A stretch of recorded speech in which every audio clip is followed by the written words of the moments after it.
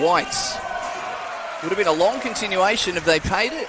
Set on that baseline out of bounds. Spoke of college basketball earlier. College basketball fans will be familiar with White from his time at Stanford, and now he's bounced around the NBL a little bit as he bounces into the 2 points there. Replacement import player for the Wildcats. Got a handful of games, maybe a couple more than that even. Great drive by White there. Putting himself in a bit of an awkward position as the clock runs down on the shot clock. They managed to get it off, but no results. The Quinton with his rebounds. Here comes Presley down the middle. Into White, who scores, and so unfortunate for the Flames there. They had a little bit of momentum, even though they had that offensive foul on the last trip. There's that mid-range shot by White, and he just had enough space from Creek. Creek was there, but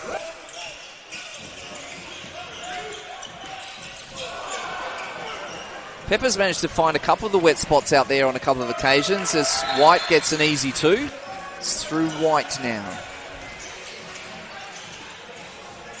Over the top of Creek, that's White's signature.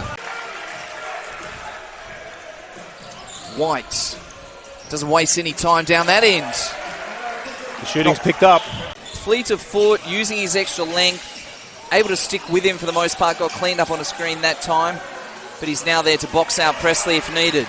Yeah, Cooper Creek got caught on Isaac White, and he really didn't want the assignment. You hit the side of the backboard with your own shot, you hustle and you get it back, and then it leads to an open three for a teammate who makes it.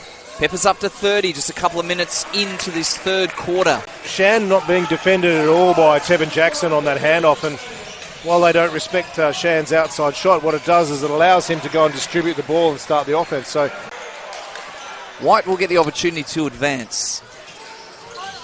He's only got Pepper to beat. Yeah, head down, bum up there.